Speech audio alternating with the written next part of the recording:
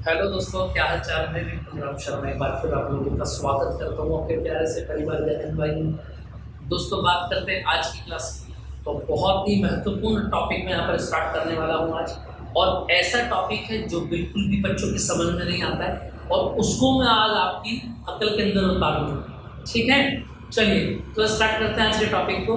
ये टॉपिक थोड़ा है ही अजीब, ठीक है, क्योंकि एक्सपेरिमेंटल होता है और एक्सपेरिमेंटल हम चीज़ों को समझा नहीं पाते ज़्यादातर कोचिंग्स वगैरह में। ठीक, तो यहाँ पर मैं फील कराऊंगा आपको कंप्लीटली डायग्राम को, ठीक है, और उसकी फिर हम इस कंस्ट्रक्शन के बारे में बात करेंगे और उसके सिद्धांत के बारे में बात करेंगे। तो देखिए दोस्तों, अगर मैं आज की बात करूँ, स्क्रीन पर आपको दिखाई दे पा रहा होगा, क्योंकि इसमें लिखने का वर्क थोड़ा सा ज़्यादा है तो इसमें मैंने पीडीएफ थोड़ी सी ऐड करा दी। ठीक है, अच्छा, कमेंट बॉक्स में कमेंट जरूर करना कि पीडीएफ से अच्छा लगता है पढ़ना या मैं जब अपने सुंदर सुंदर हाथों से लिखता हूँ तब अच्छा लगता है। ठीक, चलिए कमेंट जरूर करना। देखिए, अगर मैं बात करूँ दोस्तों, और पॉइंट है आपके सामने धारा मापी कि धारा मापी क्या होता है। नाम से ही हमको समझ में आ रहा है कि धारा को मापने वाला यंत्र, उसी का नाम क्या कहेंगे आप, धारा मापी कहेंगे। और जैसे कि आपको स्क्रीन पर दिखाई दे पा रहा है, देखिए जरा, धारा मापी क्या लिखा हुआ है, वह उपकरण जो किसी वैद्युत परिपथ में धारा की उपस्थिति ज्ञात करने तथा धारा के मापन के लिए प्रयुक्त किया जाए, उसी को क्या कहा जाता है, धारा मापी कहा जाता है। ठीक है, अब आप ये बात बोलेंगे कि धारा मापी धारा मापने का काम करता है, और हमने तो 10th क्लास में पढ़ा है, क्या नाम, हमने तो 10th में पढ़ा है अमीटर।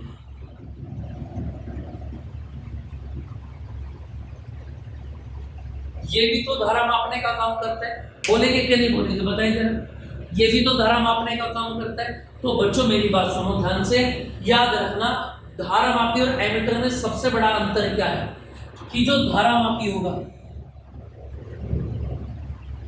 ये याद रखना,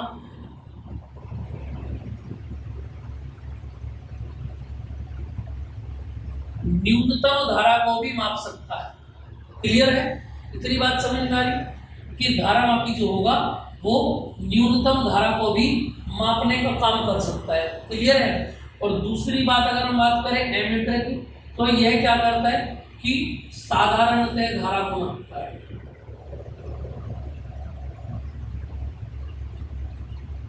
साधारणतः नॉर्मल धारा को नापते हैं, 1 एम्पियर, 2 एम्पियर, 3 एम्पियर, जबकि धारा मापी मिली एम्पियर को भी काउंट करके बता देता है। क्लियर है इतनी बात। चलिए अपनी बात को स्टार्ट करते हैं। देखिए, इससे आगे की अगर मैं बात स्टार्ट करूं तो धारा मापी दो प्रकार के होते हैं, प्रक्षेप्य धारा मापी और रुद्ध दोलक धारा मापी। ठीक है, उसके बाद की अगर मैं बात करूं तो रुद्ध दोलक धारा मापी दो प्रकार के होते हैं, चल कुंडलीय धारा मापी और चल चुंबक धारा मापी। क्लियर है, समझ में आ रही है। दोनों में थोड़ा सा अंतर होता है कि चल कुंडली में क्या होता है, चुंबक स्थिर होती है और कुंडली विक्षेपित होती है, और चल चुंबक में क्या होता है, धारा मापी में क्या होता है, कुंडली स्थिर होती है और चुंबक थोड़ी सी विक्षेपित होती है, अपने स्थान से थोड़ा हट जाती है। हमारे सिलेबस की अगर मैं बात करूं तो चल कुंडली धारा मापी हमारे सिलेबस में दिया गया है, और चल कुंडली धारा मापी में भी दो प्रकार होते हैं, निलंबित कुंडली धारा मापी और तिलकित कुंडली धारा मापी। समझ में आई बात है। अच्छा, दोनों धारा मापी निलंबित और कुंडली दोनों के जो है डायग्राम और जो संरचना है, समझ में, जो काम करने का तरीका है, सिद्धांत तो सेम है, लेकिन अगर हम आकृति की बात करें तो डायग्राम में थोड़ा सा चेंज आपको यहाँ पर देखने में मिल जाएगा। क्लियर इतनी बात समझ में आ गई होगी। चलिए बात करते हैं चल कुंडली धारा मापी की। देखिए जरा स्क्रीन पर, और स्क्रीन पर लिखा हुआ है, देखिए जरा, कि चल कुंडली धारा मापी वैद्युत परिपथ में प्रवाहित वैद्युत धारा का मापन करने के लिए प्रयुक्त एक युक्ति है। और सिद्धांत की अगर मैं बात करूं तो यह धारा मापी क्या होता है, चल कुंडली धारा मापी इस सिद्धांत पर कार्य करता है कि जब एक धारा मापी लूप या कुंडली को एक समान चुंबकीय क्षेत्र में रखा जाता है तो इस पर एक बलागुण कार्य करता है, और वो बलागुण क्या होता है, याद रखना, यानी कि टॉर्क,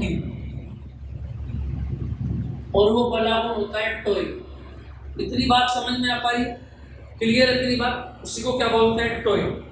ठीक है भैया, अब संरचना की बात में आ जाते हैं। देखें स्क्रीन पर आपको दिखाई दे पा रहा होगा कि एक बड़ी सी कोयल है जिसपे 3 लेयर जुड़ी हुई है और जिसके बीच में सी लिखा हुआ है।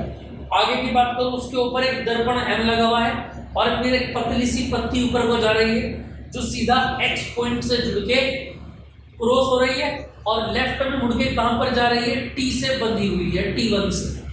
अब इस पर आ जाओ नीचे, जो बड़ी कुंडली सी है इसके नीचे क्या है, स्प्रिंग है और स्प्रिंग से तार जा रहा है और वायर निकल के जा रहा है T2 में। मैंने आपको बताया कि इसके थ्रू हम क्या निकालेंगे, धारा को निकालेंगे। तो याद रखना T1 में उस धारा को देंगे जिसमें करंट ज्ञात करना हो, जिस करंट का मापन करना हो, और T2 से वो करंट निकल के जाएगा जिसका मापन आपने कर लिया हो। इतनी बात समझ में आई? क्लियर है? चलिए इस बात को देखते हैं। तो याद रखना इस तांबे की सबसे बाहर की कुंडली तांबे की है, उसके अंदर की एल्यूमिनियम की है और सबसे भीतर की है क्रोड सी, इसको हम बोल रहे हैं। चले, दोनों चुंबक हैं, नॉर्थ और साउथ चुंबक, जो मैग्नेटिक फील्ड को बनाने का काम करेंगे। बाकी सारे सिंबल मैंने नीचे लिख दिए इसके। एन क्या है, ए क्या है, एल्यूमिनियम की आयताकार कुंडली, सी क्या है, नर्म लोहे की क्रोड एक आयताकार प्लेट आप मान सकते हैं, एन क्या है, समतल दर्पण, एफ एच क्या है, फास्फोरस ब्रांच की पत्ती, एच क्या है, हुक, इसको बोरोड टोपी भी आप बोलते हैं, T1 और T2 क्या है, संयोजक पेज। क्लियर?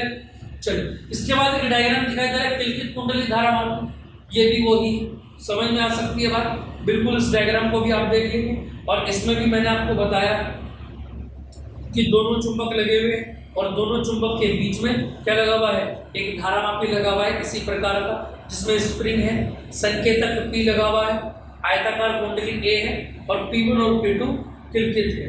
ठीक है, यानी स्विच है एक तरीके से। क्लियर है? और NOS क्या है, चुंबक के ध्रुवखंड। इतनी बात समझ में आ रही है? चलिए अब इसके कार्यविधि की बात को हम थोड़ा सा देख लेते हैं। देखो कार्यविधि की अगर मैं बात स्टार्ट करता हूँ तो मैंने आपको बताया कि सबसे पहले हम टॉय निकालेंगे और टॉय निकालने का एक फॉर्मूला मैंने आपको बताया था, इसको मैं लिखाऊंगा आगे कि टॉय को निकालने का एक तरीका होता है NBIA sin थीटा, ये फॉर्मूला होता है। और याद रखना टॉय इक्वल टू NBIA और यहाँ पर कितना बनेगा एंगल 90 डिग्री का, तो टॉय बराबर कितना हो गया, याद रखेंगे NBIA। इक्वेशन नंबर 1 बन गई। आपको ये इक्वेशन PDF में भी दिखाई दे पा रही थी, मैं यहाँ पर भी आपको करा देता हूँ। तो एक टॉर्क मैंने यहाँ से निकाला दोस्तों, देखिए स्क्रीन पर आपको दिखाई दे पा रहा होगा। और टॉय कितना आ गया, इसमें लिखा हुआ है कि कुंडली को जब चुंबकीय क्षेत्र में रखेंगे तो बलागुण लगेगा और जो बलागुण लगेगा वो ये हो गया टॉय बराबर NBIA। इस फॉर्मूले को आप बोलेंगे कि ये फॉर्मूला कहाँ से आया भैया, तो याद रखना इस फॉर्मूले को मैं आपको अगली वीडियो में कराऊंगा। ये थोड़ा सा ये लेक्चर पहले होना था, कोई बात नहीं। याद रखेंगे किसी भी कुंडली के ऊपर जो बलागुण लगता है टॉय, वो कितना लगता है, टॉय बराबर NBIA sin थीटा। क्लियर? चलिए अब आगे बात क्या लिखी है, उन्होंने बोला कि तार के अंदर जो उत्पन्न बलागुण होगा, टॉय जो होगा, वो क्या बोला है उन्होंने बोला टॉय की जो एटम, जो टॉय है ना, इसको आप एटम बोल सकते, दूसरे वाला टॉय, ये समानुपाती किसके बताया, फाई के समानुपाती बताया। समझ में आई बात या नहीं? और ये फाई क्या है, जब तार से बांधते हैं तो याद रखना, जब तार से बांधते हैं तो तार के अंदर एक एटम हो जाती है और समानुपाती हटा के बराबर लगाएंगे तो क्या आ जाएगा, C आ जाएगा। एक कांस्टेंट हम यहाँ से लेंगे। क्लियर बात समझ में आ पा रही है? ठीक है भैया। और इसको बोलेंगे C क्या होगा, यहाँ पर एटम है, दिखाई दे रहा है। और यहाँ से दोनों टॉय हैं तो फर्स्ट को बराबर रख लेंगे सेकंड की, दिखाई दे रहा है सभी को NBIA।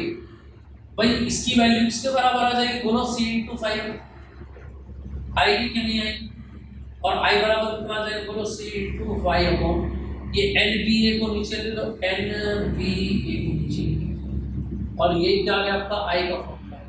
और I इक्वल टू, जैसा कि आप PDF में देख पा रहे हैं, I इक्वल टू क्या हो गया, C × 5 और NBA आ गया। ठीक है, और याद रखना क्या, यहाँ से एक बात ध्यान रखिए, इसको ऐसा लिख सकते हो आप, 5 को बाहर लेना और C, क्योंकि C कांस्टेंट है। और एक बात मान सकते हो क्या कि C/NBA, इसको आपने मान लिया K माना, ये भी क्या बन जाएगा, नियतांक बनेगा और फॉर्मूला बन जाएगा I इक्वल टू 8। कितनी बात समझ में आ पा रही? और यहाँ पर लास्ट में बताया गया कि धारामापी में जो प्रवाहित धारा होगी वो क्या होगी, फास्फोरस ब्रॉन्ज की पत्ती या तार में जो एटम है, ठीक है, 5, उसके क्या होगी, समानुपाती होगी। इतनी बात क्लियर है? समझ में? हाँ ठीक है, इतनी बात क्लियर है? यहाँ तक की बात समझ में आ गई आपको? चलिए दोस्तों, इतना समझ में आ गया होगा आपको। तो ये आपको समझ में आ गया पूरा सिनेरियो कि क्या क्या किस तरीके से होता है और आई को कैसे कैसे आप निकालोगे। स्क्रीन पर देखें जल्दी से जरा, इसका स्क्रीनशॉट लेना चाहे स्क्रीनशॉट ले सकते हैं, बाकी नहीं तो आप सभी बच्चे याद रखना 9634519461 व्हाट्सअप आप कर सकते हैं और इसी में आप ग्रुप मिलेगा आपको जहाँ पर आप डाउट सेशन कर सकते हैं। क्लियर बात समझ में आ रही? ठीक है दोस्तों, चलिए तो फिर मिलते हैं नेक्स्ट क्लास में। आई होप आपको चीज़ें बहुत अच्छे से क्लियर हो पाई होगी, बहुत अच्छे से समझ में आ पाई होगी।